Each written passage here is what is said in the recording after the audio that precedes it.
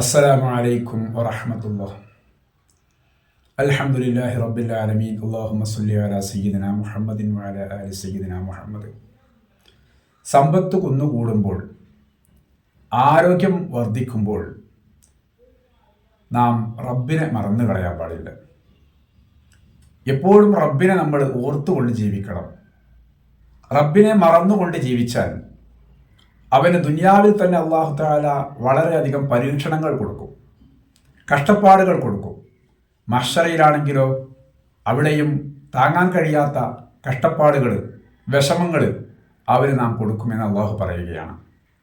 അള്ളാഹു പറയുന്നു, വമൻ അഅറള അൻ ദിക്രി ഫഇന്ന ലഹു മഈശത്തൻ ലൻക വനഹ്ശുറുഹു യൗമൽ ഖിയാമത്തി അഅമ ഖാല റബ്ബി ലിമ ഹശർതനി അഅമ വഖദ് കുന്തു ബസീറ. ഒമൻ അഅറള അൻ ദിക്രി, എന്നെ ആരെങ്കിലും അവഗണിച്ച് ജീവിച്ചാൽ, എൻ്റെ ഉപദേശ നിർദ്ദേശങ്ങൾ ഉൾക്കൊള്ളാതെ ജീവിച്ചാൽ, ഹറാമും ഹലാലും മനസ്സിലാക്കാതെ ജീവിച്ചാൽ, ഫഇന്ന ലഹു മഈശത്തൻ ലൻക, തീർച്ചയായും നാം അവന് പ്രയാസകരമായ ഒരു ജീവിതം കൊടുക്കും, വളരെയേറെ പ്രയാസമുള്ള ജീവിതം കൊടുക്കും ദുനിയാവിൽ തന്നെ.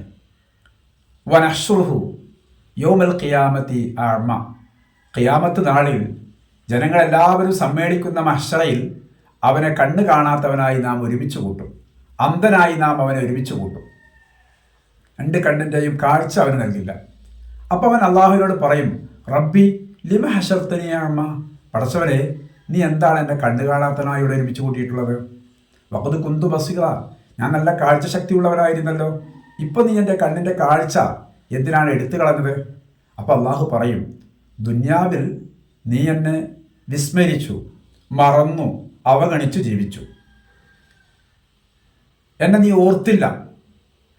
സമ്പത്തുണ്ടായപ്പോൾ, സൗകര്യങ്ങൾ ഉണ്ടായപ്പോൾ എന്നെ നീ മറന്നു. ഇപ്പോൾ മഹ്ശറയിൽ ഞാൻ നിന്നെയും മറന്നിരിക്കുന്നു എന്ന് അള്ളാഹു തആല അവനോട് പറയും. അപ്പോൾ അതുകൊണ്ട് സമ്പത്തുണ്ടാകുമ്പോഴും ഐശ്വര്യമുണ്ടാകുമ്പോഴും ആരോഗ്യമുണ്ടാകുമ്പോഴും ഒക്കെ സൃഷ്ടാവായ അള്ളാഹുവിനെക്കുറിച്ചുള്ള ബോധം നമ്മുടെ മനസ്സിലെപ്പോഴും ഉണ്ടാകണം. അവൻ ഹറാമാക്കിയ കാര്യങ്ങളൊക്കെ ഉൾക്കൊള്ളണം, ഹലാലായ കാര്യങ്ങളൊക്കെ ഉൾക്കൊള്ളണം. എന്തെല്ലാം നമ്മളോട് കൽപ്പിച്ചു, എന്തെല്ലാം വിരോധിച്ചു, അതെല്ലാം ഉൾക്കൊള്ളണം. അങ്ങനെ ജീവിച്ചുകൊണ്ട് അള്ളാഹുവിനെ ഓർത്തുകൊണ്ട് ജീവിക്കുമ്പോൾ അവന് മനസ്സമാധാനത്തോടുകൂടെ ഇവിടെ ജീവിക്കാൻ കഴിയും. അല്ലാത്തൊരവസ്ഥയാണെങ്കിൽ അവന് ദുനിയാവിലും പ്രയാസമാണ്, ആഖിറത്തിലും പ്രയാസമാണ്. അതാണ് അള്ളാഹു പറഞ്ഞത്, ഒമൻ അഅറള അൻ ദിക്രി, എന്നെ ആരെങ്കിലും വിസ്മരിച്ചു കളഞ്ഞാൽ, എൻ്റെ സ്മരണയെ ആരെങ്കിലും അവഗണിച്ച് കളഞ്ഞാൽ, ഫഇന്ന ലഹു മഈശത്തൻ ലൻക, കുടുസായൊരു ജീവിതം ഞാൻ അവന് കൊടുക്കും. അപ്പോൾ ദുനിയാവിൽ തന്നെ കുടുസായ ജീവിതം, ഞെരുക്കകരമായ പ്രയാസകരമായ ജീവിതം. മഹ്ശറയിലാണെങ്കിലോ രണ്ട് കണ്ണും കാണാത്തവനായ രൂപത്തിൽ അള്ളാഹു അവനെ ഒരുമിച്ച് കൂട്ടും. അപ്പോൾ അള്ളാഹു സുബ്ഹാനഹു വ തആല നമുക്ക് ചെയ്ത അനുഗ്രഹങ്ങൾ, അതിന് നന്ദി പ്രകാശിപ്പിച്ചുകൊണ്ടായിരിക്കണം നമ്മുടെ ജീവിതം. അള്ളാഹുവിനെ ഒരിക്കലും മറന്നു കളയാൻ പാടില്ല.